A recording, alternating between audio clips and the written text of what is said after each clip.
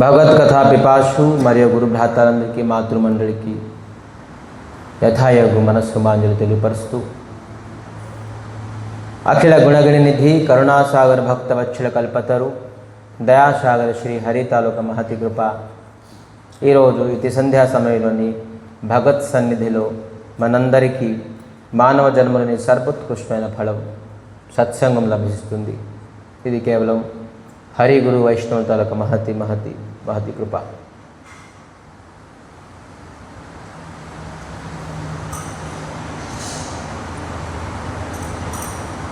రావణాసుడు సభలోని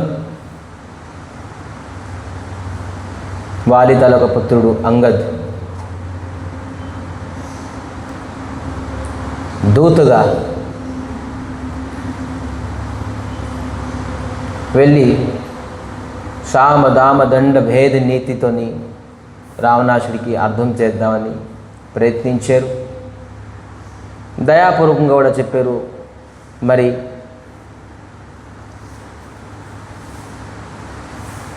హితోపదేశం,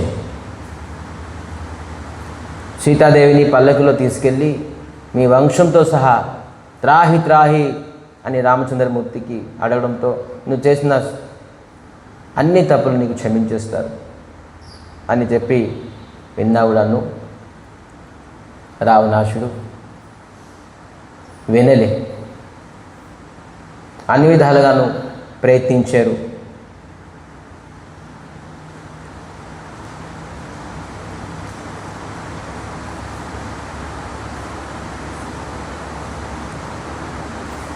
రావణాసుడు రామచంద్రమూర్తికి భగవంతుడు అని చెప్పేసి నమ్మకుంటున్నారు. ఎప్పుడు కూడాను యుద్ధంకు ముందు నుంచి రావణాసుడు రామ్ అని పదం యూజ్ చేయలేదు.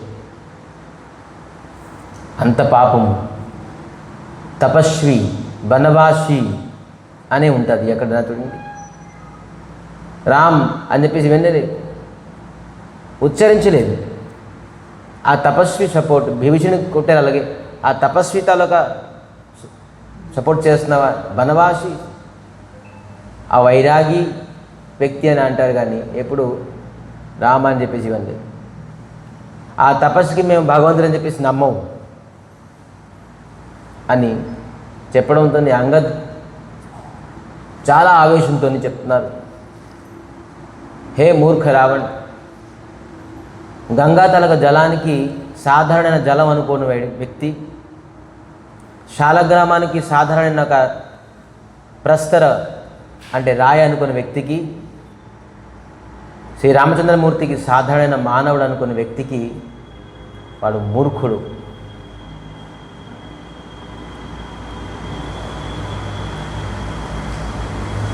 రావణాసుడు చతుర్వేది, అనేక పురాణ శాస్త్రం అన్నీ ఉన్నాయి. ఇటువంటి వ్యక్తికి రాముడి గురించి అర్థం చేసుకున్నానికి ఎంత టైం పట్టాది? మనకి వేదం తెలీదు, పురాణం తెలీదు, శాస్త్రం తెలీదు.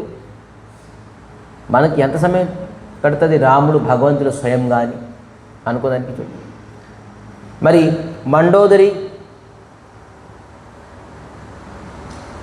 ఆంజనేయ స్వామి అనేక విచిత్రాలు పరిస్థితులు కూడాను కనబడుతున్నాయి. వానం వచ్చేసి ఈ ప్రకారంగా ఉన్న ధ్వజాన్ని కిరీటాన్ని పడేసింది.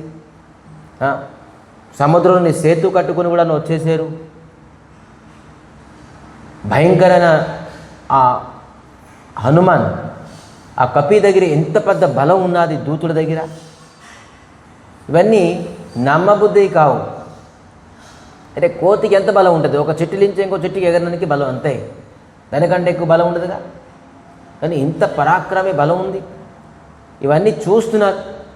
పోనీ చూసి కూడాను అతనికి రాముడు విశ్వాసం అనేది లేదు, రాముడి పైన విశ్వాసం, భగవంతుడు అనేది నమ్మలేకపోతున్నారు. చూసారా, ఎవరైతే అజ్ఞానంలో ఉంటారో, మోహంలో ఉంటారో, అతనికి ఎన్ని శతవిధాలుగాను ప్రయత్నించిన రాముడు భగవంతుడు కృష్ణుడు శరణం కోరుకునే మనకు మేలు. ఈ జగతం అంతా మిథ్య. జగత్ మిథ్య అంటే జగత్ సత్యమే, కానీ మిథ్య అంటే ఏంటి? ఈ జగత్తులో మనం ఎక్కువసేపు ఉండవు కాబట్టి మిథ్య అండి. ఈ జగత్తులోని ఏ వస్తువు కూడా మనతో పాటు ఎక్కువ సమయం వరకు ఉండదు. అందుకే ఇది మిథ్య, అదృశ్యం అయిపోతుంటుంది జీవుడి దగ్గర నుంచి. సో ఎన్ని విధాలుగా ప్రయత్నించారో భగవంతుడు ఒకటే సత్యము, రాముడు శరణం కోరుకో, అధోగతిని పొందుతావు, నీ వంశంతో సహా నువ్వు అధోగతిని పొందుతావు అని చెప్పిన వినలేవు. అందుకే సాధువులు మహాత్ములు గురువులు ఎంత చెప్పినా కూడా ఎవరు అంత సాధారణంగానే వినరు, బోధపడదు. అలాగే చెప్తారు, నీసు మాంసాలు విడిచిపెట్టేయమంటారు, హరినామం చేయమంటారు, తులసి వేసుకోమంటారు, దీక్ష తీసుకోమంటారు, రోజు పొద్దున్న మంగళారతి రమ్మంటారు. ఇవన్నీ ఎంత చెప్పినా కూడా వాళ్ళకి నమ్మబుద్ధి. మంగళహారతి అటెండ్ అవడంలో మనకి మంగళం అవుతుందని చెప్పేసి ప్రభుపాదులు ప్రతి క్లాస్లో ఉంటారు. The first duty of devotee is attend the mangalarati. మంగళారతి అటెండ్ చేస్తే ఆడు ఫస్ట్ డ్యూటీని తను చేశారు.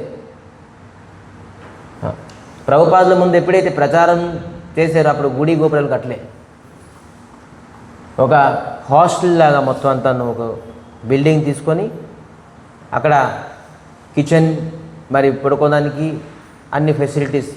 ఫారెన్ డివోటీస్ కాబట్టి వాళ్ళు కొద్దిగా లగ్జరీ కావాలి, మంచాలు, ఫ్యాన్లు, కిచెన్ కూడా హైజీనిక్గా కావాలి. ఇవన్నీ హైజీనిక్గా పెట్టారు. విగ్రహాలు ఏమి, గుడి గోపురాలు, పూజ మంత్రాలు తంత్రాలు ఏమీ లేవు. ఏం చేసేవారు అంటే పొద్దున్న లెగిసి 8:30 9 గంటలు లెగుస్తారు, ఫ్రెష్ అప్ అయ్యి 10 గంటలకు ఆఫీస్కి వెళ్తారు చూసారా, అలాగే రోడ్డు మీద వెళ్ళేవారు అందరు భక్తులు. ధోతి కుర్తా అన్నీ వేసుకొని పిలుకు గట్ట పెట్టుకొని మొత్తం అంతా కంఠిమాల అన్ని ఏం చేసేవారంటే వీళ్ళు book distribution, Bhagavad Gita books distribution చేయడం, నగర సంకీర్తనం. మళ్ళీ మధ్యాహ్నం వచ్చేసేవారు, కొంతసేపు ప్రసాదం తీసుకుని రెస్ట్ తీసుకుని మళ్ళీ సాయంత్రం యాజ్ ఇట్ ఈస్ ఇదే విధానంగా ఉంది. ప్రభుపాదులు ఆలోచించారు, ఇది ఒక హాస్టల్ లైఫ్ అయిపోయింది, ఇది డివోషనల్ లైఫ్ అవ్వలేదు. ఎందుకంటే ఎవరైతే బ్రహ్మముహూర్తంలో లేగమని చెప్తే ఎవరు లెగుస్తారు బ్రహ్మముహూర్తంలోని? మనకు 10 o'clock ఎవరు బ్రహ్మముహూర్తంలో రోడ్డు మీద నగర సంగీతం చేయడం అవ్వదు, ఎవరు ఉండరు. అదే ఇంకా ఫారెన్ కంట్రీలోని చాలా కష్టం, మరి ప్రజలు ఎవరు ఉండరు ఆ టైంలోని. సో అయితే 9:30 తర్వాతే ఎవరైనా ఉంటారు. సో అందుకే ఏం చేస్తామంటే లేదు, మనం డేటీని ఎస్టాబ్లిష్ చేయాలి. ఒక చిన్న డేటీని పెట్టారు. అప్పుడు చెప్పారు ప్రతి వ్యక్తి బ్రహ్మముహూర్తం లెగవలసిందే. ఎందుకంటే ఒక భక్తుడు అవ్వాలంటే అతను బ్రహ్మముహూర్తం లెగుస్తాక అతనికి సాత్వికమైన భావాలు వస్తాయి. బ్రహ్మముహూర్తం ఎవరైతే పడుకుంటారో, ఆలస్యం చేస్తారో వాళ్ళకి తమోగుణం రజోగుణంతో ఉంటారు. సాత్విక చింతాధార, భగవంతుడి తాలూకా జ్ఞానము ఇవన్నీ ఒకరికి రావాలంటే ఖచ్చితంగా బ్రహ్మముహూర్తం లేగాల్సింది. ప్రభుపాదులు బోల్డ్ చింతించి లేదు బ్రహ్మముహూర్తం లేగాలి. అప్పుడు మంగళహారతి స్టార్ట్ చేశారు. అప్పుడు గుడి గోపురాలు, అప్పుడు ఎవరికి ఏది నచ్చుతుందో అది వండుకొని తినేవాడు. కిచెన్లో వెళ్ళి ఆఫరింగ్ గట్ట లేప ఉండేది, ప్రసాదం గట్ట లేప ఉండేది, లేదు. క్రమశిక్షణ పోయింది. ఎవరికి ఏది నచ్చుతో అది కిచెన్కి వెళ్ళి వండుతున్నారు, తింటున్నారు. ఇలా తినకూడదు, పశుపక్షుల్లాగా.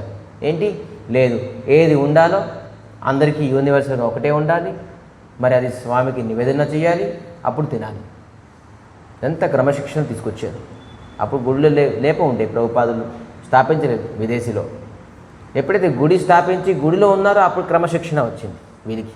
టైంకి లేగడం, టైంకి పడుకోవడం, టైంకి తినడం, అందరూ ఏది తినాలి అది మనం తినడం, మనకి స్పెషల్ తిండి ఒకటి ఉండకూడదు, ఏది పడితే అప్పుడు కిచెన్లోకి వెళ్ళడం, ఇవన్నీ ఉండేది కాదు. ఈ ప్రకారం క్రమశిక్షణ ఎప్పుడైతే గుడిలో ఉంటే, భక్తి సంగతులు ఉంటే మనకు క్రమశిక్షణ వస్తుంది. క్రమశిక్షణ లేకపోయిన వ్యక్తికి మనం భక్తి రాదు. అందుకే ప్రభుపాదులు ఫస్ట్ వీళ్ళందరికీ క్రమశిక్షణ నేర్పించారు. ఫారినర్స్ ఏంటి ఎప్పుడు లెగుస్తారు, ఎప్పుడు పడుకుంటారు, ఎప్పుడు టైమింగ్ లేదు, కానీ ముందు క్రమశిక్షణ నేర్పించారు. ఎందుకంటే క్రమశిక్షణ అనేది పంక్చువాలిటీ అనుకున్నాం. పంక్చువాలిటీ, సిన్సియారిటీ అనేది చాలా ఇంపార్టెంట్. విధంగా అంగద్ అన్ని విధాలుగా ఆరంభించారు. అతనికి రాముడు భగవంతుడు కానీ వినలే. రావణాసుడు అంగద్ ఏం చేశారంటే, హే మూర్ఖ, మీ వంశం ఎంతమంది ఉన్నారో నా పాదం భారీ సవాలని పాదం పెట్టేది. ఈ పాదాన్ని ఒక్క ఇంచు కట్టి ఒకరికి అద్దెపేరు అనుకోండి, నేను దూతుడిగా వచ్చాను, నీ దాసుడిగా అయిపోతాను. నువ్వు రాముడు గురించి తెలుసుకోవడం అవసరం లే, రాముడు బలం, రాముడు ప్రతాపం గురించి నువ్వు తెలుసుకోవడం అవసరం లే. అతని తలకు దూత తలకు బలం నువ్వు చూడు అంటే మేఘనాథ్ అందరూ వెళ్ళారు. ఇదే అవకాశం, ఈ దూతుడికి దాస్ చేద్దామని. ఈ దూతుడికి దాస్ చేస్తే అప్పుడు రాముడికి బుద్ధి వస్తుంది అని చెప్పేసి ఈ దూతుడి తలకు పాదం పట్టుకొని అందరూ కదిపారట. మొత్తం అంతాను ఒక్క ఇంచు కదలలేపారు. మొత్తం టీం వంశం వచ్చేసారు. చెప్పారు, మీ ఎంత వంశం ఉన్నారో వాళ్ళందరికీ వచ్చేసి ఒక్క పాదం తలకు ఒక్క ఇంచుని మీరు కదిలిపారనుకోండి, నేను నీకు దాసుడిగా అయిపోతాను అని చెప్పి అందరూ ప్రయత్నించారు. ఒక్క ఇంచుని కూడా కదిలించలేపారు అని రావణాసుడు సింహాసనం నుంచి వచ్చేసి ఇతనికి పట్టుకుందామని అంగద్ తలకు అంగద్ తీసేశారు కాలు. నువ్వు కాలు పట్టుకోవడం మర్యాద కాదు. ఈ కాలు నాకు పట్టుకోవడానికి వచ్చేవి నువ్వు, ఇది రాముడు కాలు పట్టుకో. ఇదే కాలు నువ్వు రాముడు కాలు పట్టుకుంటే అక్కడే ధర్మ అర్థ కామమోక్షం ఉన్నది అని చెప్పేసి తను ఆ శభాన్ని విడిచిపెట్టేసి అంగద్ అన్ని విధాలుగా ప్రయత్నించి వచ్చేసారు. మళ్ళీ మీటింగ్ ప్రారంభించేశారు. ఇలా వచ్చాడు, మీటింగ్ల మీద మీటింగ్ కానీ ఏ ప్రకారంగానూ ఒక డెసిషన్ ఎవరు తీసుకునే అందరు చెప్తున్నారు వినొచ్చు కదా. పోనీ రాముడికి నిందించాడు. ఏంటయ్యా నువ్వు ఆ తపస్వి అన్క్వాలిఫైడ్ అంటే ఏంటి? అర్హుడు కాదని చెప్పేసి వాళ్ళ నాన్న బనంగా తోసేసాడు. నువ్వు వాడికి పెద్ద గొప్ప చెప్తున్నావు, అతని తాలూకా బఖానా అంటే అతని తాలూకా భగవంతుడు ఇది అని చెప్తున్నావు, పొగుడుతున్నావు అతనికి. వాళ్ళ నాన్నే బయట తోసేసారు, అతను అర్హతలు కాదు అని చెప్పేసి అయోధ్యలు అని చెప్పేసి ఇలాగా ఇది సహించిన పేరు అంగద్. మూర్ఖ, నీకు ఎంత చెప్పినా కూడా బుద్ధి రాదు అని చెప్పేసి ఈ విధానంగా నువ్వు అతనికి తిట్టారట. రాసున్నది ఎప్పుడు వినపో ఉంటారు రావణాసుడు విధానంగానే ఇతనితో మాట్లాడే సమయము వృథా, ఇతను అర్థం చేసుకోరు అని చెప్పేసి అంగద్ మళ్ళీ రాముడికి చెప్పడానికి వెళ్ళారు. ఏం చెప్పారు రాముడికి? ఆ సభలోని వెళ్ళాం, ఏ ప్రకారంగా ప్రయోజనం లేదు. హే రామ్, అతని దగ్గరికి వెళ్ళి దూతగా వెళ్ళేవని ఏ ప్రకారం ప్రయోజనం లేదు. యుద్ధం తథ్యం, యుద్ధం ఖచ్చితంగా అవ్వాల్సింది. యుద్ధంతోనే కొంతమందికి బుద్ధి వస్తుంది.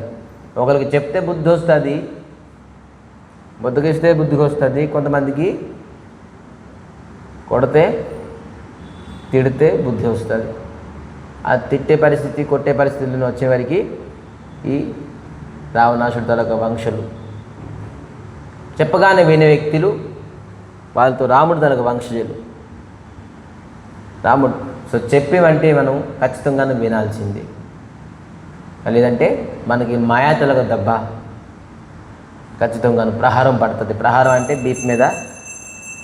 సో ఈ విధానంగాను దూత వెళ్ళిపోయిన తర్వాత గుర్తుందా ఒక శబ్దం, మల్యవాన్. ఎవరు మల్యవాన్? మల్యవాన్ ఎవరు?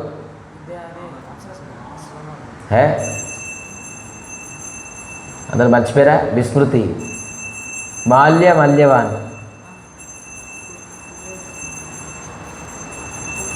ఎవరికి అంత రామాయణం వింటున్నారు టెస్టింగ్, ఎవరికి అంత గుర్తుందో చూడండి.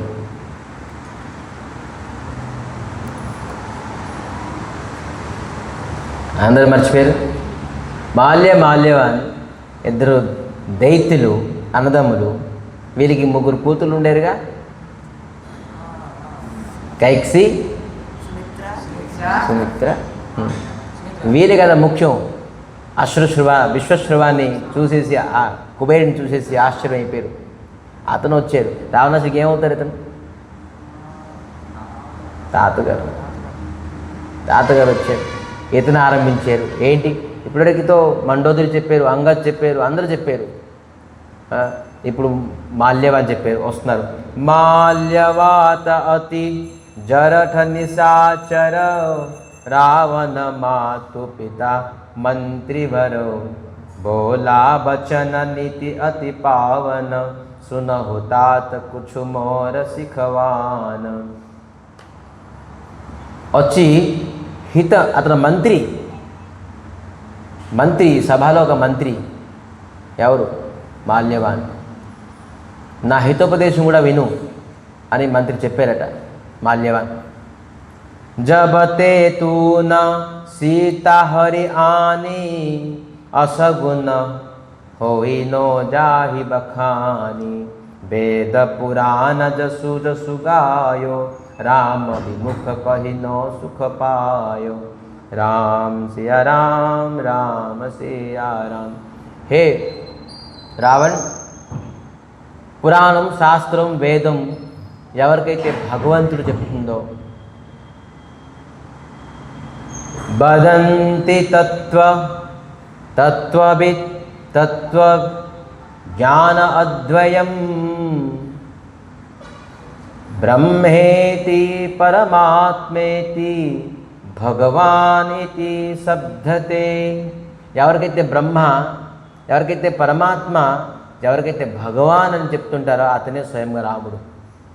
యోగిలు జ్ఞానిలందరూ బ్రహ్మస్వరూపం అంటారు, యోగిలందరూ పరమాత్మ అని అంటారు, భక్తులందరూ భగవాన్ అంటారు.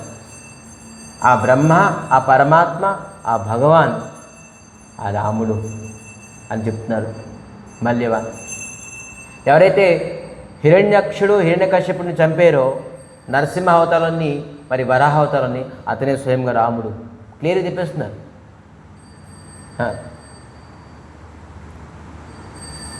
ఈ విధానంగా ఆ రాముడిని మీరు, ఆ రాముడి వ్యతిరేకం అవ్వడం వల్ల నువ్వు ఎప్పుడు సుఖం ఉండవు అని చెప్తున్నారు. రామ విముఖ కాహున సుఖపాయో. రామ విముఖులు ఉండడం వల్ల ఎవరు సుఖం ఉండరు అని చెప్పారు. ఎంత చక్కగా చెప్పేటోడు. అతను అసురుడైనా కూడా రామ విముఖం అవక అని తాతగారు చెప్పారు. పోని ఎంతమంది చెప్పారు, పోని వయోజ్యేష్ఠులు, తాత, నాన్నగారు తాలూకా, అమ్మగారు తాలూకా నాన్న, అయినా కూడా ఏమన్నారు ఆ మల్యవానికి చెప్తే తెలుసా? రావణాసుడు బూఢవ ఎసితో మరత తోహి అభజని నయన देखवसी मोहि तेहि अपने मन अस अनुमान बध्य चहत एहि कृपा निधान. రామ్ సియా రామ్ రామ సియా రామ్. నీ పైన జాలి వస్తుంది. నీకు నువ్వు బూఢా అంటే బూఢో భోయసితో అంటే నువ్వు ముసలైపోయిన బతికిపోయావు, లేదంటే నీకు ఇప్పుడే చంపేద్దును, వెళ్ళు, ముసలోడు నాకు చెప్తున్నాడు అని చెప్పేసి తాతగారికి. చూసే ఇవాళ రేపు అంటారు, ఈ ముసలోడు నాకు చెప్తాడు అని చెప్పేసి. ఇవాళ రేపు తాతకి ఇంకా తాతగారు అని వెళ్ళడం చాలా రేర్. అటువంటి మనోళ్ళు కష్టం. తాతగారండి, అమ్మమ్మ గారండి, నాన్నగారండి, నానమ్మ గారండి అని ఇవన్నీ కష్టం. ముసలోడు, ముసలిదై అంటే ఇవందరూ రావణాసుడు. ఒక విషయం గమనించింది, విచిత్రమైన ఈ రామాయణం ఒక ఆధ్యాత్మికమైన సంపూర్ణం. ఇది లంకాకాండ కదా, ఒక ఆధ్యాత్మిక తత్వం తెలుసా, సంపూర్ణమైన. ఇది యుద్ధం అవుతుంది, ఇది ఏం చెప్తాం, ఇది వాక్య చేస్తాం అని కాదు, ఇది ఒక సంపూర్ణమైన ఆధ్యాత్మిక తత్వం. దాంట్లోని తాత్విక వస్తువు అని తెలుసుకోవాలి మనం. అప్పుడే రావణాసుడు అంటున్నాడు దక్షిణ రూపంగాను ఏమడిగాడు,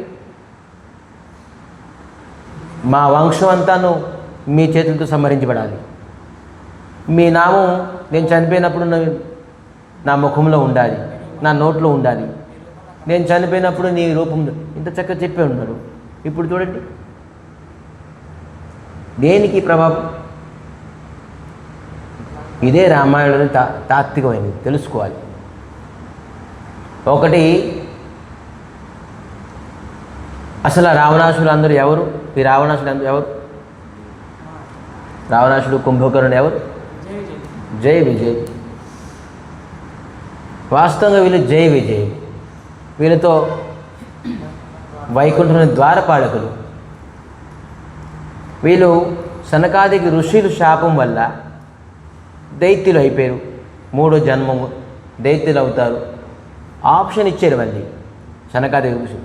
3 జన్మలు మీరు దైత్యులు అవుతారా, 7 జన్మలు మీరు భూమండలని మిత్రులుగా పుడతారా, సన్నిహితులుగా భక్తులుగా పుడతారంటే, బాబు మేము 7 జన్మలను వైకుంఠాన్ని విడిచిపెట్టేసి వైకుంఠాధిపతిని విడిచిపెట్టేసి ఉండలేము. అట్లీస్ట్ 3 జన్మలు కంప్రమైజ్ అయిపోతాం. ఆ 3 జన్మలు ఎవరు? హిరణ్యకశ్యపుడు,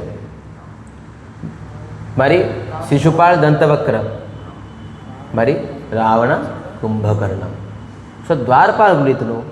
ఏంటి అసలు ఇదంతా భగవంతుడి లీల. భగవంతుడికి యుద్ధ సుఖం ఇవ్వడానికి వీళ్ళు అసురులయ్యారు. ఏం సుఖం? యుద్ధం తలొక సుఖం. భగవంతుడికి అనిపించింది నేను యుద్ధం చేస్తాను చాలా నుంచి ఈ విధానంగానే పడి ఉన్నాను సరైన యోగా నిద్రని, యుద్ధం చేద్దాం, కసరత్తు చేద్దాం అని ఎవరున్నారు అని చెప్పేసి వీళ్ళిద్దరికీ చూస్ చేశారు. జయ విజయుడికి వీళ్ళతో యుద్ధ సుఖం ఇచ్చారు. అయితే మనం రాముడు ఈ రావణాసుడికి కారణం బోల్డ్ ఉన్నట్టు రాముడు అవతారానికి బోల్డ్ కారణాలు ఉన్నాయిగా. ఒక కారణం మనం 4-5 కారణాలు తెలుసుకున్నాం. ఒక కారణం ఏంటి? నారదుల తలక శాపం. ఎవరికి ఇచ్చారు శాపం తెలుసా? నారదులు భగవంతుడితో ఇచ్చారు. మరి మహాదేవులు ఎప్పుడైతే నారదులు వెళ్తారు కదా ఆ మోహిని, విశ్వమోహిని చూడడానికి ఆశపడుతుంది. విశ్వమోహిని చూడడానికి రుద్రగణులు పంపిస్తారు. గుర్తుందా కదా మీకు? ఆ రుద్రగణులు ఇతను నేను కామాన్ని జయించింది అక్కడికి వెళ్తున్నారు చూడండి అని రుద్రగణులు పంపిస్తారు. ఈ రుద్రగణులు చాలా ఎటగారంగా నవ్వుతారు ఈ నారదులు చూసేసి. ఈ రుద్రగణుడికి కూడా శాపం ఇస్తారు నారదులు. మీరు అసురయునిగా అవుతారు. నా ముఖం చేసి నాకు బానరుగా చూసేసి ఆ బానరే మీకు కాలం అవుతారు. ఆ బానరే వచ్చి ఆంజనేయ స్వామి బానర రూపంగా మీకు కాలం అవుతారని చెప్పేసి చెప్పారు. అక్కడ శాపం ఇచ్చారు. రుద్రగణులు కూడాను, వీళ్ళు కూడాను రావణాసుడు, కుంభకర్ణ ఆల్వర్తలకు అంశం కూడా ఉన్నది. ఇంకోటి ఎవరు? జలంధర్ ఉన్నారా? తులసిదేవిని మీరు నాకు ఎలాగైతే ఇచ్చేసారో మీ తల ఒక స్త్రీని కూడాను ఒకళ్ళు అపహరణం చేస్తారు. అప్పుడు తెలుస్తుంది మీ బాధ ఏంటిని. ఈ జలంధర్ కూడాను ఒక అంశ రూపంగానే రావణాసుడిగా వచ్చారు. జయబేజులు ఉన్నప్పుడు వీళ్ళు బాగా చింతిస్తున్నారు. ఏంటి మీ ముఖం మా ముందు ఉండాలి చనిపోయినప్పుడు, లేదంటే మీ నామం మా దగ్గర ఉండాలి మా వంశాన్ని. ఎప్పుడైతే జలంధర్ మళ్ళీ ఈ రుద్రగణులు రాక్షసులు అయిపోయారు కదా, వీళ్ళు వచ్చినప్పుడు రావణాసుడు రాముడికి నమ్మరు. ఈ కథలోని తాత్విక అర్థం ఏంటంటే కూమతి సుమతి మనం రెండూ ఉంటాయి. మన శరీరంలోని చెప్తున్నారు అతి అద్భుతంగాను రామచంద్ర మనసులోని. सोमति कुमति सबके उरु रही, नाथ पुराण निगम अस कहोई। जहाँ सुमति तहा संपत्ति नाना, जहाँ कुमति तहा विपत्ति नाना. రెండు ఉంటాయి కుమతి సుమతి. ఒక వ్యక్తి దగ్గర కుమతి ఉంటుంది, సుమతి ఉంటుంది. అయితే ఏది ఉంటే మంచిది అని బ్రహ్మకు అడిగారు. ఈ కుమతి ఎవరు కుమతి సృష్టించినవాడు బ్రహ్మ, సుమతిని సృష్టించినవాడు బ్రహ్మ. ఈ ఇద్దరు అక్జలు, కుమతి మరియు సుమతి. వీళ్ళిద్దరూ ఎప్పుడు ఒక దగ్గరే ఉంటారు. బ్రహ్మకి వెళ్ళి అడిగారు మేమిద్దరులోని ఎవరు మంచోళ్ళు? కుమతి మంచి. అరే ఈ కుమతి మంచిదంటే బ్రహ్మకి పడుతుంది, మళ్ళీ ఎందుకు నాకైతే తయారు చేసేవాడిని. సుమతి మంచిదంటే మరి ఇతనికే నిందించి పడతారు. సో ఎందుకంటే ధర్మము భగవంతుడు బ్రహ్మతలక హృదయలించి వచ్చేది, అధర్మము బ్రహ్మతలక వీపులించి వచ్చేది. ఇదే కుమతి సుమతి విధానంగానే. ఇద్దరు అక్కజెల్లు, మీ ఇద్దరిలోని ఎవరు మంచోళ్ళని అడిగారట బ్రహ్మకి. బ్రహ్మ ఏమని చెప్తారు, ఎవరు చెడన్నా కూడాను అది బ్రహ్మకే నిందించినట్టే. బ్రహ్మ ఆలోచించి ఒక పని చేశారు, మీరు ఒక పని చేయండి, గంగాకి వెళ్ళండి, అప్పుడు నేను చెప్తానని. గంగా నదికి వెళ్ళారట. వెళ్ళి వస్తున్నారు. వాళ్ళు వచ్చినప్పుడు బ్రహ్మ చెప్తున్నారు. ఏం చెప్తున్నారు? అద్భుతమైన ఆన్సర్ చూడండి. బ్రహ్మ వేదం తెలుసు అంటే దీన్ని బట్టి తెలుస్తుంది. వచ్చినప్పుడు కూమతి బాగుంటుంది, వెళ్ళినప్పుడు సుమతి బాగుంటుంది. ఇద్దరు మంచోరే. ఆన్సర్ ఎంత బాగా ఇచ్చారు చూసారా. కూమతి ఎప్పుడైతే మన హృదయంలో వస్తుందో అప్పుడు కూమతి బాగుంటుంది. ఎప్పుడైతే మన హృదయం నుంచి కూమతి వెళ్ళిపోతుందో అప్పుడు సుమతి బాగుంటుంది. సో ఇద్దరు మంచోరే. వెళ్ళినప్పుడు సుమతి బాగుంటుంది, వచ్చినప్పుడు కూమతి బాగుంటుంది. సో ఇద్దరు మంచోరే. కానీ సుమతి వెళ్ళిపోవాలి ఎక్కడి నుంచి, మన హృదయం నుంచి కూమతి వెళ్ళిపోవాలి, సుమతి రావాలి. సో ఈ విధానంగాను సృష్టించినప్పుడు రెండూ సృష్టించారు బ్రహ్మ, కానీ కూమతిలో ఉండాలి. అప్పుడు రామచరితమానసులు ఏం చెప్తున్నారు? జహా సుమతి తహ నానా సంపతి. ఎక్కడైతే కూమతి ఉంటుందో అక్కడ అన్ని విధాలుగా సంపత్తి ఉంటుంది. సుమతి ఎక్కడ ఉంటుంది అక్కడ అన్ని ప్రకారంగా సంపత్తి ఉంటుంది. ఎక్కడైతే కూమతి ఉంటుంది అక్కడ అన్ని రకాల విపత్తి ఉంటుంది. ఒక షేట్ గారు అంటే చాలా ధనవంతులు. షేట్ గారు ధనవంతులు. అతను కొన్ని ధనంలోని అనేక యజ్ఞాది కర్మము, దాన దక్షిణ ఇవ్వడం, పూజ, తన ధనంతో కొంత సాయం చేయడం, అద్భుతమైన పనులు చేసేవారు. ధర్మంగానే డబ్బు సంపాదించారు. ఒకరోజు లక్ష్మీదేవి ఆ షేట్ గారికి స్వప్నం కల్లో కనబడ్డారు.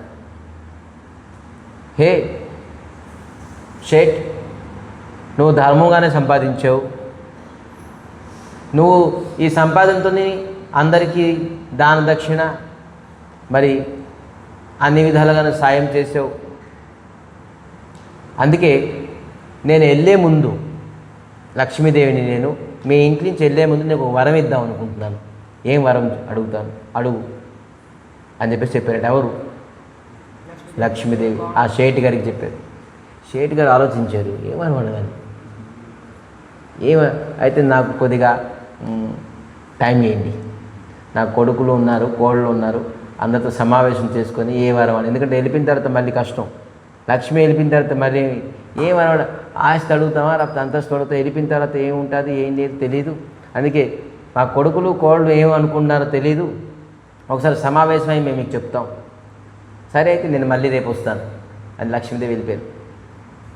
అప్పుడు వీళ్ళందరూ మీటింగ్ పెట్టుకున్నారు ఇంట్లోని. లక్ష్మీదేవి కల్లోకి వచ్చారు. మరి మనం ఏం అడిగితే బాగుంటుంది అన్న, ఒక పని చేయండి, ల్యాండ్ అడగండి, భూమి అడగండి. ఎప్పటికైనా భూమి రేట్లు పెరుగుతూనే ఉంటుంది, ఇది ఎప్పుడు తగ్గదు. కొన్ని ఎకరాలు అడిగండి.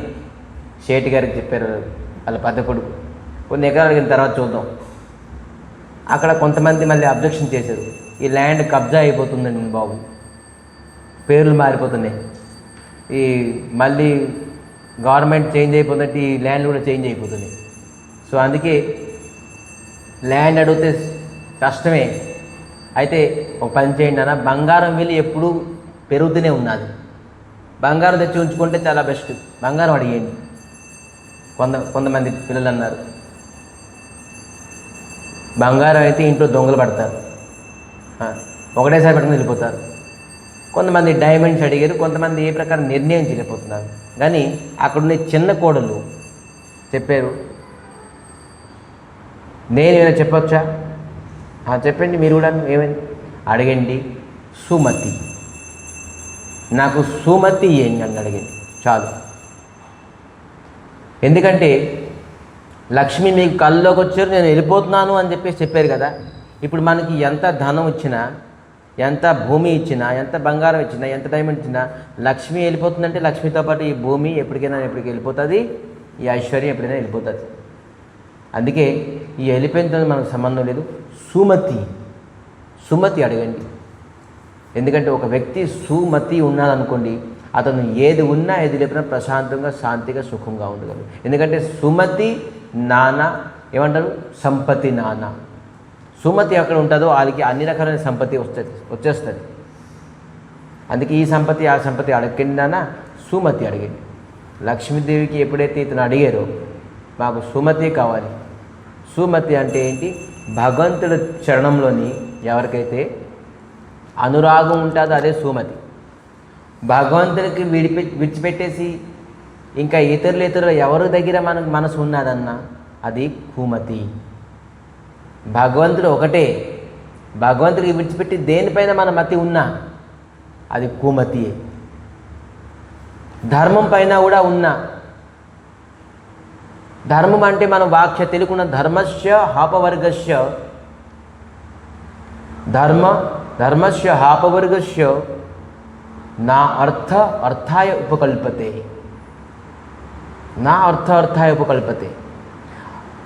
ధర్మము అర్థం గురించి కాదు. నా అర్థస్య ధర్మ ఏకాంతస్య కామలాభాయ స్మృతః. ఏంటి? ధర్మ ఏకాంతస్య ఏంటి? హాపవర్గస్య మోక్షం పొందడానికి ఒకటి గురించి ధర్మం. ధర్మము ఉండడం వల్ల మనకి డబ్బు వస్తుంది, మర్యాద వస్తుంది, మానం వస్తుంది, సన్మం వస్తుంది. ఇవన్నీ గురించి కాదు. ధర్మము కేవలం హాపవర్గస్య ఏంటి? విముక్తి పొందాలి. దాని గురించే ధర్మము, దానికే ధర్మం అన్నారు. ఇది ఎవరు అంటున్నారు? చెప్తున్నారు ధర్మ ఏకాంతస్య హి కామలాభాయ స్మృతః. స్మృత అంటే ఎవరు? ఋషులు మునులు చెప్తున్నారు. ధర్మం తలక వాక్య. ఏ ధర్మంలోని హాపవర్గస్య విముక్తి ఉంటుంది, ముక్తి ఉంటుంది, అదే ధర్మం. ఏ పని చేయడం వల్ల, ఏ ధర్మం చేయడం వల్ల విముక్తి పొందుతాం మనం? ధర్మం సంపాదిస్తే మనకి అర్థం వస్తుంది, లేదంటే మాన సన్మానం వస్తుంది, లేదంటే ఇంకే సుఖం వస్తుంది. ఇవన్నీ కాదు. ఇల్లు వస్తుంది, వాకులు వస్తుంది. దీని గురించి దీనికి ధర్మమే అనలేదు. ధర్మము ఏంటి? హాపవర్గస్య, ధర్మస్య హాపవర్గస్య. కేవలం మోక్షం గురించి అయితే ఆలోచిస్తారు, అదే ధర్మం.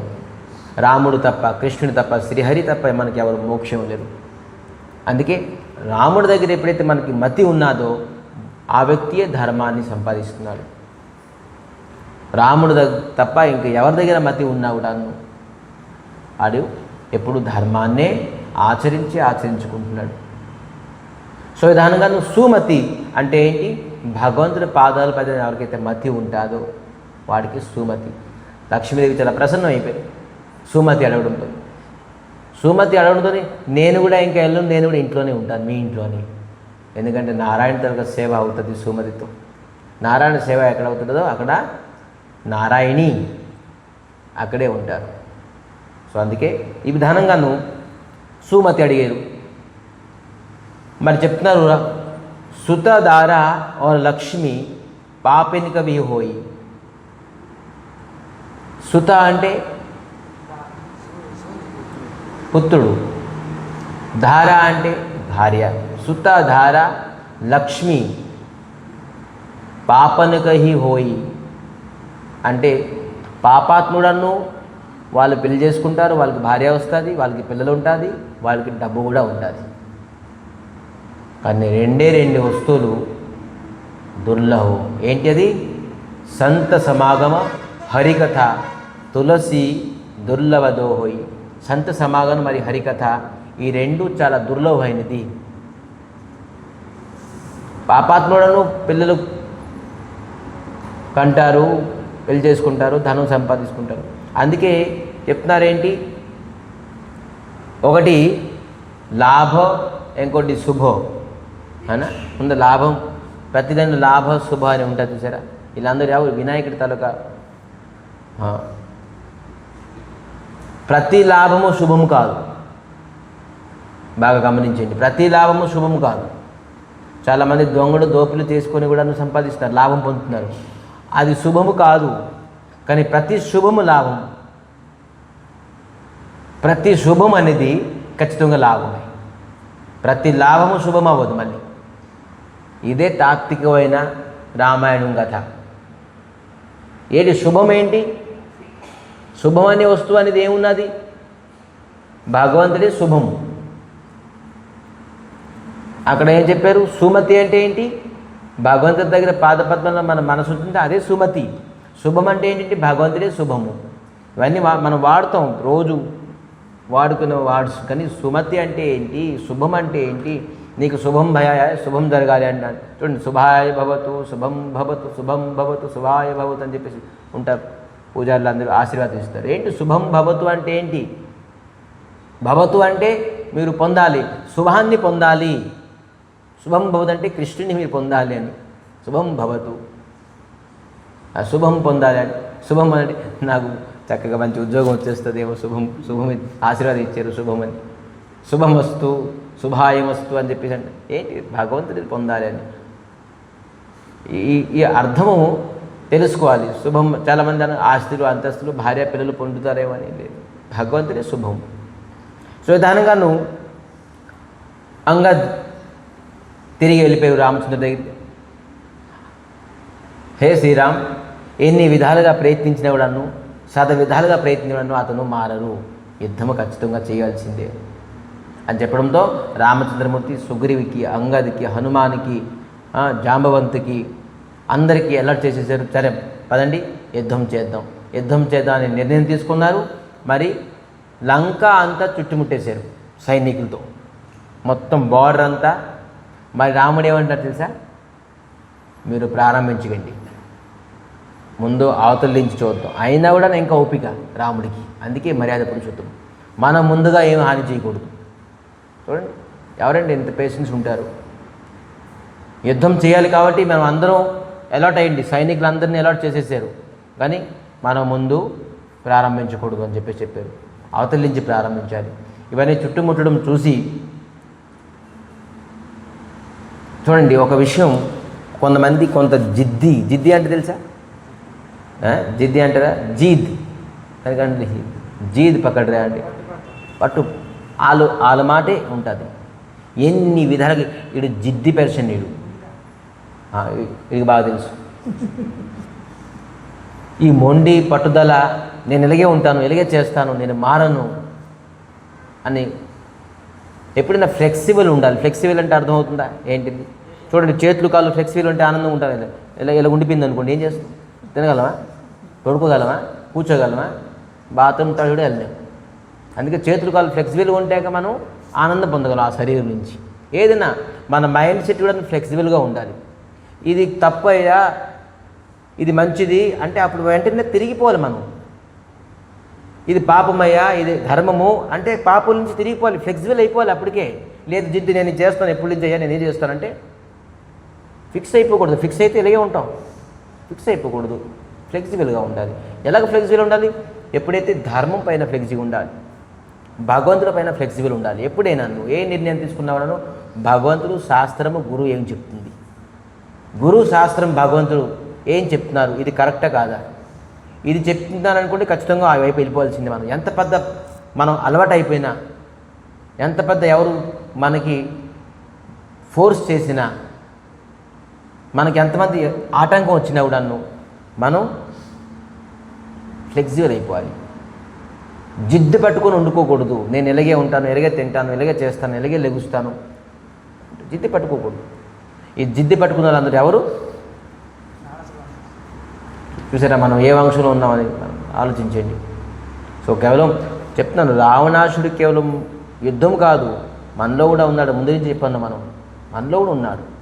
ఏ రూపంలో ఉన్నాడు? జిద్ది రూపంలో ఉన్నాడు. మరి రావణాసుడు దేనికి ప్రతీకం? మోహం తలకు ప్రతీకం. ఏది చూస్తే అది మోహం కలుగుతుంది మనకి. ఎవరిని చూస్తే వాళ్ళకి మోహం కలుగుతుంది అంటే ఖచ్చితంగాను అది రావణాసుడికి ప్రతీకం. సో విధానంగాను యుద్ధం చేయాలని చెప్పేసి చాలా వారికి నిర్ణయం తీసుకున్నారు, చుట్టుముట్టేశారు. రావణాసుడు ముందు దుందువి అంటే తెలుసా? ఏంటి దుందువి? వాద్యాలు. ముందు యుద్ధంకి దుందువి అని వాద్యాలతో ఆరంభించేసాడు, శంఖనాదంతో దుందువి. ఆరంభించారు, యుద్ధంకి రెడీ అని చెప్పేసి, మేము రెడీగా ఉన్నామని చెప్పేసి స్టార్ట్ చేశారు. కుముఖ, వీళ్ళందరూ సైన్యులు, సేనాపతులు. కుముఖ,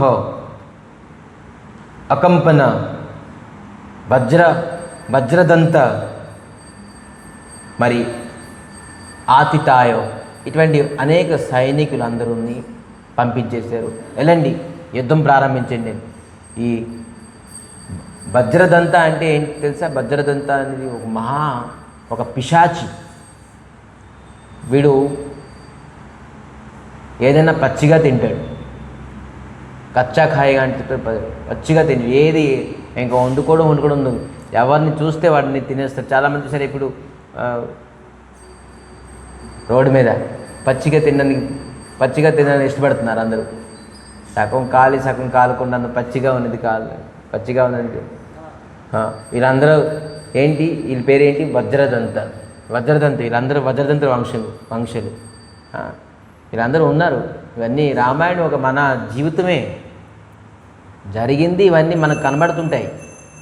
ఎవరైతే పచ్చిగా తింటుంటారో మాంసాహారం ఇవన్నీ, వీళ్ళందరికీ ఈ వజ్రదంత వంశకులు. విధానంగాను భయానక యుద్ధం. రామచంద్ర మనసుని తులసితో చెప్తారు, నేను యుద్ధం గురించి నేను చెప్పలేను, అది వర్ణించలేము, ఎటువంటి యుద్ధం అని చెప్పేసి అది చెప్తున్నారు.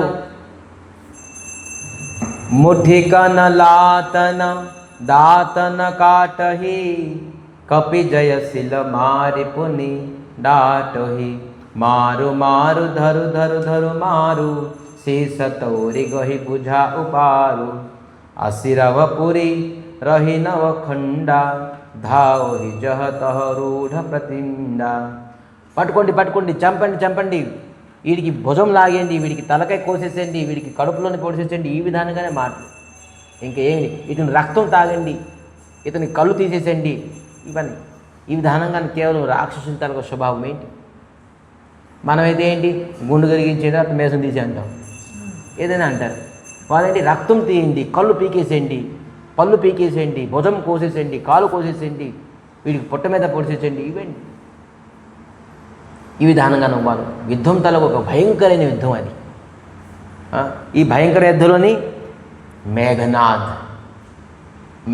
అందరికీ హెచ్చరించి వస్తున్నాడు ఏయ్ నేను మేఘనాథుని మేఘనాథ్ ఎవతలకు ప్రతీకం కామ్ ఈ కామ్ అనే శబ్దం భయంకరమైనది ఇది వాస్తవమైన భయంకరమైనది ఈ కామన వల్ల అన్ని చూసారా రావణాసుడు అందుకే లయన్గా చచ్చిపోతారు ముందు ఎవరు చనిపోతారు తెలుసా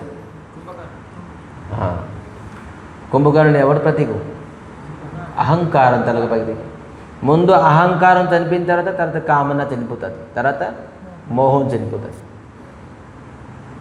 ఎప్పుడైతే అహంకారం మేఘనాథ్ ముందుకు వచ్చాడు ముందు ఈ రణభూమిలో ఉన్నాడు తర్వాత లాస్ట్కి లేపుతారు కుంభకర్ణుడికి కానీ ముందు అతను చనిపోతాడు తర్వాత మేఘనాథ్ ఇంకా చనిపోడు కామన చనిపోదు ఎప్పుడైతే అభిమానం అహంకారం ఉంటుందో అప్పటి వరకు కామన అందుకే ముందు అభిమాన్ని అహంకారం అందుకే భగవంతుడు పేరేంటి అభిమాన భంజనకారి వీడికి అభిమానం చంపి వీళ్ళని మనసులోని కామన వాసనని చంపుతాను అందుకే ముందు అభిమానం చంపుతారు తర్వాత కామన ఎందుకు చంపడు కామన హెచ్చరిస్తుంది చినోతి చూడు ఈ ప్రకారంగా రథంతో తను వస్తున్నారు ఒక్కొక్కరికి భయంకరమైన పనిష్మెంట్స్ ఇస్తున్నారు ఇతనికి మరి మేఘనాథ్కి హనుమంతుడికి పరస్పరం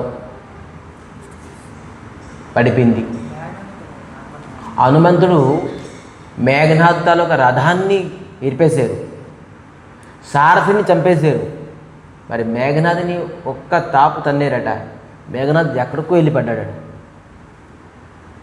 మళ్ళీ మేఘనాథ్ ఏం చేశాడు కొత్త రథం కొత్త సారథి మళ్ళీ కూర్చుండేవాడు ఎన్నిసార్లు రథం విరిపినా సారథిని ఇచ్చేసిన మళ్ళీ మేఘనాథ్ కొత్త రథంతో కొత్త సారథితో వచ్చేసేవాడు హనుమంతుడు మేఘనాథ్కి ఏమయ్యేది అంత త్వరగా చనిపోయాడు కాదు అంటే కామన ఎంత త్వరగా చనిపోదు సారథి ఎవరు ఈ రథం ఏంటి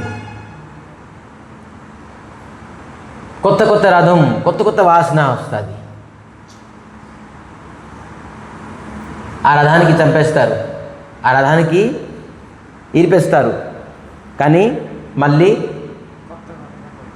వాసన సారథి. మళ్ళీ రథం ఏంటి? సంకల్పం. కొత్త సంకల్పం చేసుకుని వస్తాడు. మళ్ళీ చాలామంది సంకల్పం చేసుకుంటారు, ఇలా చేద్దాం అలా చేద్దాం, సంకల్పం రథం ఇరిపేస్తారు. మళ్ళీ సారథి వాసన, ఈ వాసన పోతే ఇంకో వాసన వస్తుంది, ఇంకో వాసన వస్తుంది, ఇంకో వాసన వస్తుంది, ఇంకో సంకల్పం వస్తుంది, కొత్త సంకల్పాలు వస్తాయి, కొత్త వాసనలు వస్తాయి, కొత్త సంకల్పం వస్తుంది, కొత్త వాసన వస్తుంది. కానీ మేఘనాథ్ కామన స్టిల్ ఉన్నది. సో అందుకే సంకల్పాలు మాత్రం సంకల్పాలు పోతున్నాయి, వాసనలు మాత్రం వాసనలు మళ్ళీ పుట్టుకొస్తున్నాయి, అని కామన పోతుంది. ఎన్ని విధాలుగా ప్రయత్నించడం కామన పోకుంటుంది. ఈ విధానంగాను ఫస్ట్ రోజు ఈ విధంగా యుద్ధం అయ్యింది. మళ్ళీ మేఘనాథ్ వెళ్ళి వాళ్ళ నాన్న చెప్పారు, నాన్న నేను అనుకున్నాను నీ కోతులు ఎలుగుబంటుతో ఏదో వీళ్ళకి మన ఆహారం అనుకున్నాను, వీళ్ళు మహాపరాక్రమిలు, నేనేదో వీళ్ళు టెస్ట్ చేయడానికి వీళ్ళ బలం ఎంత అని చెప్పేసి ఈరోజు వెళ్ళాను, ఈరోజు మొత్తం బలం పట్టుకుని వెళ్తాను అని చెప్పేసి వాళ్ళ నాన్న చెప్తున్నారు. ఎవరు? మేఘనాథ్ రావణాసుడు చెప్తున్నారు, రేపు వెళ్తాను, నా ప్రతాపాన్ని చూపిస్తాను అని చెప్పేసి మేఘనాథ్ మరి లక్ష్మణుడు టకాఫర్ అయిపోతారు. లక్ష్మణుడు వస్తారు. లక్ష్మణుడు అన్ని విధాలుగాను ప్రయత్నిస్తున్నారు. లక్ష్మణుడు ఎలాగున్నారు? అతనికి రథం ఉందా? అతనికి చెప్పులు ఉన్నాయా? చెప్పులు కూడా లేవు. అడవిలోని ఏ ప్రకారంగా చెప్పులు లేకుండా కూడా ఉన్నారు. రథం లేదు. కానీ మేఘనాథ్కి రథం, మళ్ళీ బుల్లెట్ ప్రూఫ్ జర్కిన్స్ అంటే ఏంటి, కవచాలు అన్నీ వేసుకొని టిప్ టాప్గా ఉన్నాడు. అన్ని విధాలుగా ఇతను లక్ష్మణుడు వేసే వానాలకి మేఘనాథుడు తట్టుకున్నారు. మేఘనాథుడు ఏం చేశారంటే మాయ అయిపోతున్నాడు. ఇటుపక్క వాన వేస్తే మాయపోతుంది, అటుపక్క కనబడుతుంటాడు, అటుపక్క వాన వేస్తే అటుపక్క మాయపోయి ఇటుపక్క కనబడుతుంటాడు. మొత్తం చుట్టూ మేఘనాథ్ కనబడుతుంది. అరే లక్ష్మణుడికి మొత్తం చవట్లు కారిపోయి ఈ విధానంగాను చూసి చెప్తున్నారు మేఘనాథ్కి, ఈ ప్రకారంగాను ఎలాగైతే అలాగా వెనకాతల ఒక బాణం వేసేసాడు. ఏ బాణం అది వేసాడు చెప్తున్నారు ఇక్కడ. एक ही एक सकल नहीं जीती, निश्चर छल बल करहि अनाति, क्रोधवंत तब उभय अनाथा, भजेउ रथ सारथि तुरंता, नाना विधि प्रहार कर शेषा, लक्षण उभय प्राण अवशेषा, रावण सुत निज मन अनुमाना, संकट भय हरय मम प्राण. లాస్ట్కి బీరఘాతని అని ఒక అస్త్రం ఉన్నది. అగ్ని అస్త్రం, వాయు అస్త్రం, బ్రహ్మాస్త్రం, పశుపాదాస్త్రం అని ఇది ఒక బీరఘాతిని అస్త్రం. ఎలాగేశారంటే వెనకాతని చేశాడు మేఘనాథ్. ముందుకి అతనికి సాహసం లేదు, ఎందుకంటే ముందు అంతాను ఆపేస్తుండేరు. కానీ ఈ మాయావితోని చుట్టూ తిరిగేసి వెనకాతలు వచ్చేసి వేసేసాడు. అతను లక్ష్మణుడు ఏం చేశారంటే మూర్ఛపడిపోయారు. చెప్తున్నారు, బీరఘాతని ఛాడిసి సంగి, तेजपुंज लक्ष्मण उरलागी, मूर्छा भय शक्ति के लागे, तब छलై गयो निकट भय त्यागे. అప్పుడు మూర్ఛపోయిన తర్వాత ధైర్యం అయ్యింది లక్ష్మణ్ దగ్గరికి వెళ్దామని. ఎవరికి? మేఘనాథ్కి. ఎందుకు వెళ్దామంటే రాముడి తాలూకు భార్యని మా నాన్నగారు తీసుకొచ్చారు, రాముడి తాలూకు తమ్ముడిని నేను తీసుకుని వెళ్తాను మా నాన్న దగ్గరికి. ఇగో నాన్న చూడు, ఇతను చంపాను, అతను మోసపడించాను, ఇతను ఓడించాను అని చెప్పేసి చెప్దామని చెప్పేసి తీసుకెళ్దామని లక్ష్మణునికి లేపడానికి ప్రయత్నిస్తాడట మేఘనాథ్. అసలు ఒక్క ఏను కూడా లేపలేకపోయాడు. అందరికీ పిలిచాడట యుద్ధాలకి, పదండి తీసుకెళ్దాం అని చెప్పేసి. ఆ మూర్ఛించిన లక్ష్మణుడికి ఎత్తడానికి వాళ్ళకి బలం సరిపోలేదు. ప్రయత్నిస్తున్నారు కానీ లక్ష్మణునికి ఎత్తడానికి బలం బలం సరిపోకుండా. ఇటుపక్క ఆంజనేయ స్వామికి మరి రావణాసుడికి తెకఫరయ్యింది. కపి, నాకు తెలుసు నువ్వు ఒక్కడే బలవంతుడివని. సీతా తాలక విరోహంతో రాముడు ఎండిపోతున్నాడు రోజుకి. రాముడు ఎండిపోతాడని చెప్పేసి వాళ్ళ తమ్ముడు తిండి తెప్పలు మానేసి వాడు ఎండిపోయాడు. సో రాముడి గురించి లక్ష్మణుడి గురించి నాకు చింత లేదు. మరి అంగద్ సుగ్రీవో వీరి సంగతి వీళ్ళే కొట్టుకొని చచ్చిపోతారు. వీళ్ళకి కొట్టడానికి పెద్ద అవసరం లేదు. నువ్వు ఒక్కడివే ఆంజనేయుడు, హనుమాన్, నువ్వు ఒక్కడే బలవంతుడివి, దా నీతోనే నేను యుద్ధం చేస్తాను. రాముడికి పిలు, నీ ఓనర్కి పిలు, ఇప్పుడు నీ మాలిక్ని పిలు, చూద్దాం ఎంత యుద్ధం చేస్తాను చెప్పేసి సేతు కట్టుకుని వచ్చాడుగా, ఎక్కడ దాగున్నాడు మీ రాముడు అని ఆంజనేయ స్వామికి రెచ్చగొడుతున్నాడు. అరే రాముడి తరగ ప్రతాపం చూసే ముందు నా ప్రతాపం నువ్వు చూడు, అప్పుడు చూస్తావు. రాముడి ప్రతాపం వన్ డే మ్యాచ్ ఆడదు, 20-20 ఆడు, తర్వాత 50-50 ఆడుతాం, తర్వాత టెస్ట్ మ్యాచ్లు ఆడదాం. ముందు 20-20 ఆడుతుందా? ఏం 20-20?